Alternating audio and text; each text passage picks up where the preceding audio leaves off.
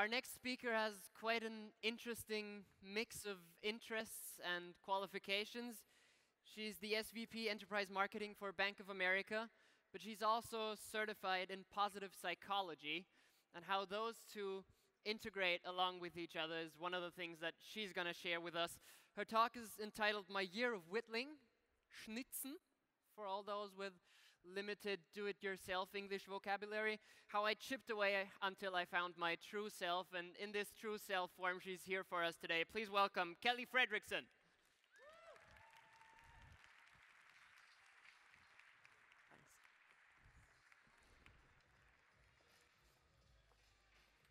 Thanks. Thank you so much. I'm grateful for your time and attention this morning.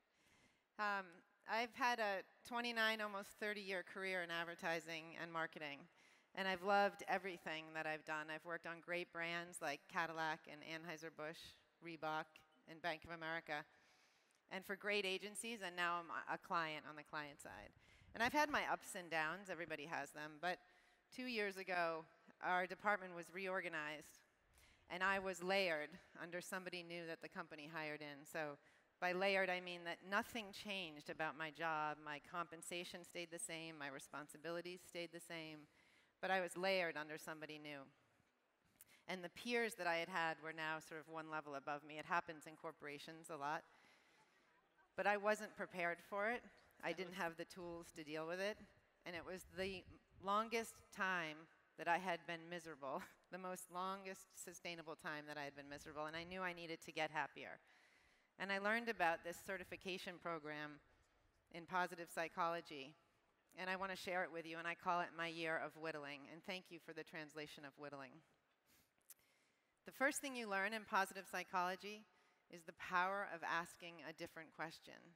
How can you zoom out from where you are and ask a different question? So instead of the question that I was living in, what's not working for me anymore, I needed to ask myself, what does my heart say? I would ask you, what question are you living in? Our perspective on the world is created by our experiences, and our experiences are determined by what we pay attention to, or what question we live in. So instead of what's not working, what does your heart say? What worked well today? What did I learn? So we had to do a lot of exercises in this year of positive psychology learning, and I was asked to do an exercise where you sit down with a person and you share your favorite place on earth. And so this woman shared with me that her favorite place on earth was the back patio in Israel where she lived, and she saw the sunset every day. And she couldn't wait to go back and watch the sunset. And it seemed so accessible. She had it every day. And as I was sharing with her what my favorite place on earth was, I realized it wasn't a place at all. It was a moment. It was the back porch of our house in Maine. We go on a lake in the summertime. And my favorite place on earth is the second Sunday night of my 2-week vacation, when I've had a week to come down from work, and I have another week to relax. And I know for you guys, 2 weeks doesn't seem like a lot of vacation, but in America, 2 weeks is a massive vacation. And Leah looked at me and said, Kelly, you got to find how to bring Maine home. I wrote it down, how do I bring Maine home? But I didn't realize for about 6 months that how do I bring Maine home was the question I needed to be living in. How can I have that feeling of calm and contentment on my way to work, on my way home from work, when I'm at work and I get a shitty email? How can I bring Maine home? And I want to tell you how I did it. But this is not a how-to.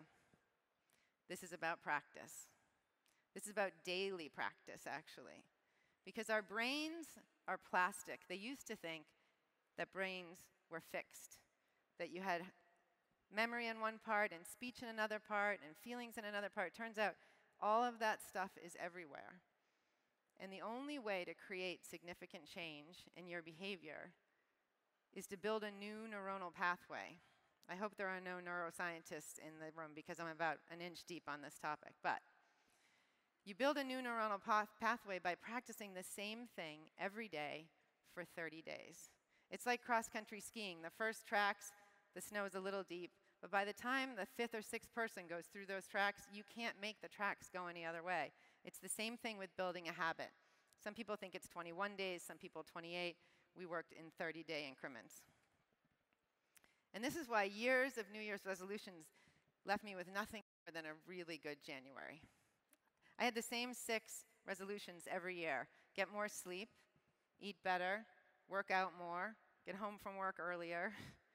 Sound familiar? They're everybody's resolutions. And at the end of January, I would be like, oh my God, I'm so sick of this. I just want a bottle of wine and a hunk of cheese, and I want to watch TV all night, and I don't care if I'm tired the next day. Because I wasn't breaking it down. I wasn't practicing, doing it every day for 30 days.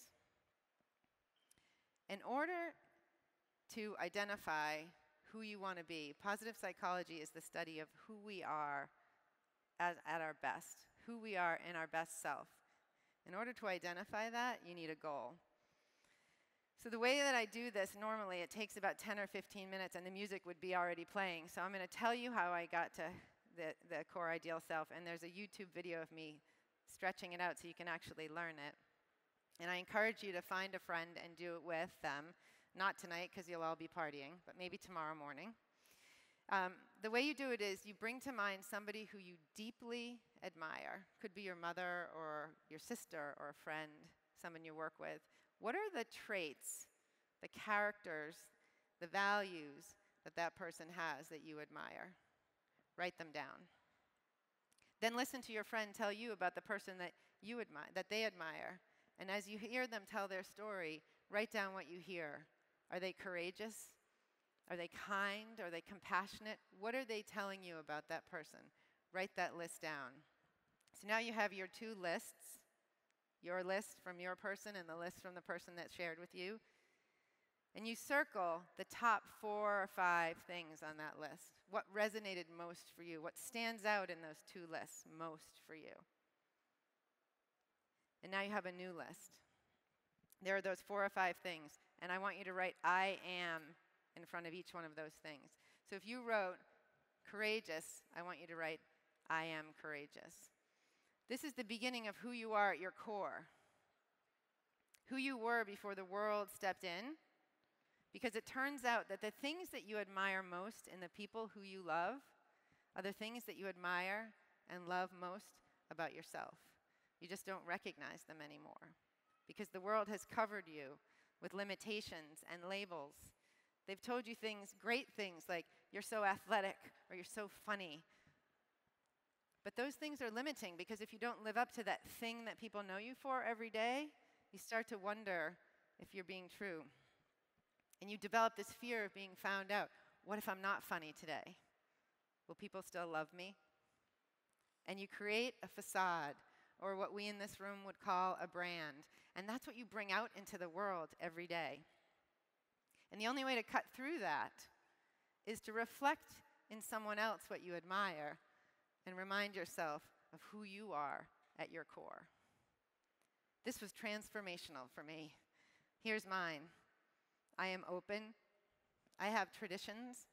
I am a positive force. I use my influence for good, what little I have.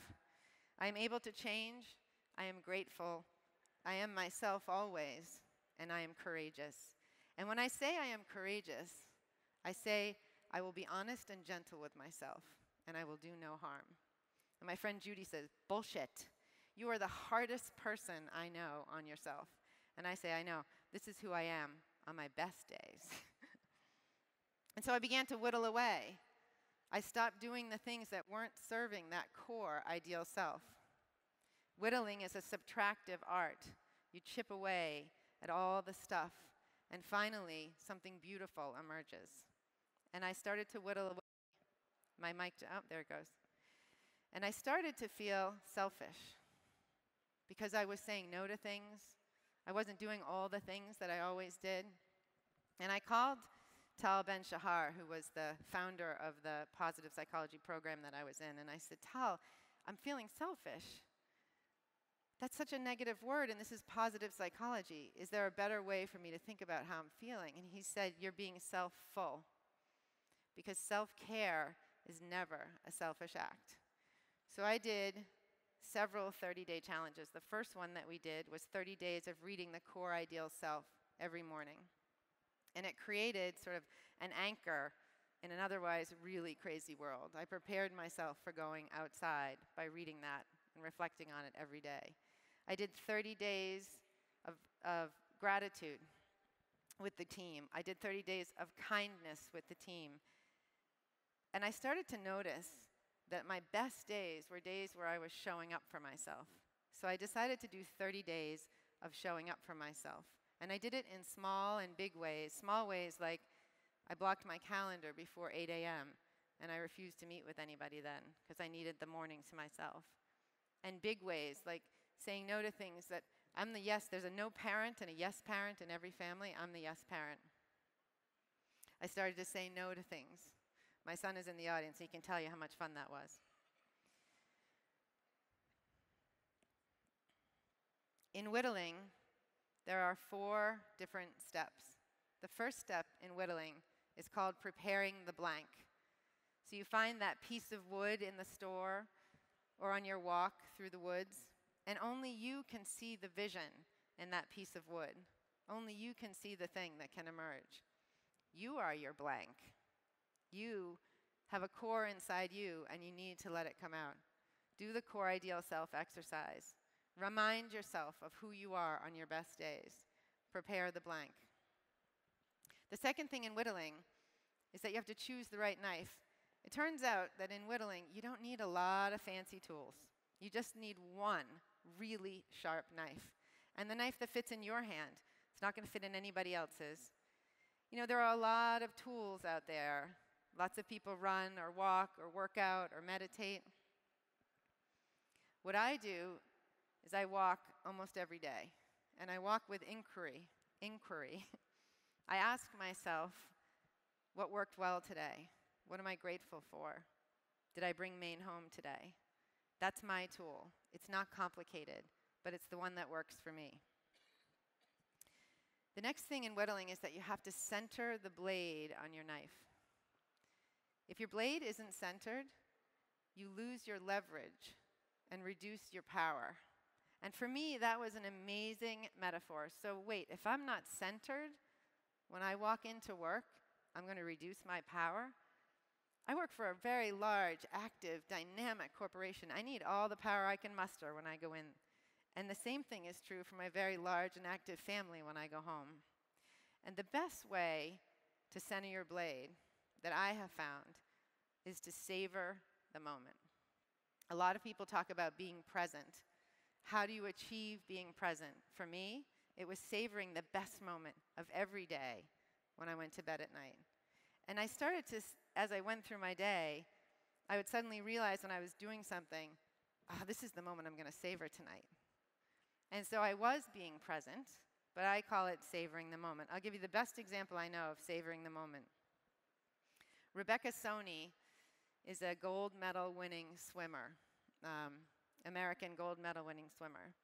And she describes her world record breaking gold medal swim this way. You'll forgive me, I'm going to pretend we're in a pool now. Swim, swim, swim, swim, swim, swim, touch. Swim, swim, swim, swim, swim, swim, touch. Swim, swim, swim, swim, swim, swim, touch. Swim, swim, swim, swim, swim, swim, touch. Looks up, gold medal, world record. They jump her out of the pool. She goes, you know, all the lights are flashing, taking her picture. Everybody's saying congratulations. Suddenly she's up on the podium. The American flag goes up. She hears the national anthem. She's got the medal around her neck. And it's over. 2 years later, she's at the Winter Olympics. And a friend of hers wins a gold medal. And as he was getting his gold medal, she felt all of the emotions of winning her own gold medal. And she said, I wish somebody had told me to stay in the pool. Stay in the pool. Savor the moments. Okay, the last thing in whittling is that you have to work with the grain. And this is 2 parts, right? The work, the daily practice to build that new neuronal pathway, to create that better habit for yourself. And with the grain, meaning, what is your grain? Who are you authentically? Authenticity breeds self-esteem, well-being, optimism, and for this room, innovation. If everybody on your team is being their authentic self, then there's no worry about sharing an idea and what is somebody going to say about my idea, because you're being you. Think about who the world would miss if you are not bringing your authentic self into the world. Work with the grain. Prepare the blank, choose the right knife, center the blade, work with the grain. That's my scaffolding. And at the end of this year of whittling, I learned that I am the solution for me. And I would share with you that you are the solution for you. Look, not all of us have a capital M meaning in our lives. There's one Oprah, there's one Mandela, there's one Malala, but there's also one Stefan and one Timur, and thank goodness there is, because we're all here. I am the solution for me. Thank you.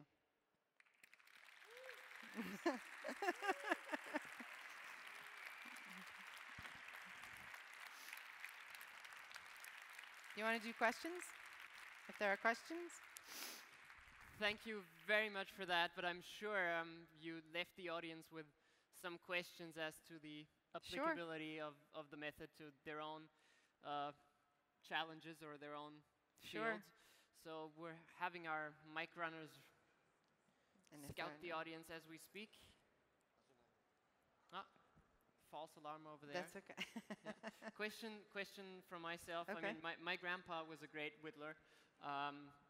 And the first and foremost thing that I know from his experience is that you can't avoid cutting yourself. Yeah, yeah. So how does that come into the... Well, yeah, I mean, that's the whole idea of, failing, right? And asking yourself, what did I learn from that experience? No one is not going to fall. Everybody falls sometime. Everybody cuts themselves, right? So I think it's like, you put on a Band-Aid and you figure it out, Get going again. Yeah. Try not to get too much blood on the blank. But Hello. Hi. You started with the topic that you get layered in business. Say that again? You had another layer in your job. Yes. What exactly changed after your year of in whittling? the job? Yeah. So about 6 months into my year of learning, I was relayered back up to be my boss's peer. So I had worked for him for about 6 months, and then they reorganized the department again, and I was now his peer. So I was, the first 6 months, when I stopped being miserable and stopped behaving so badly, they realized that they should give me my job back and relayer me. So it worked. So it didn't only work in a personal sense, but yes, also in a but professional also in a one. professional one. Yeah. Yes. Well, thank you, everyone, for listening. Thank you very much for being here.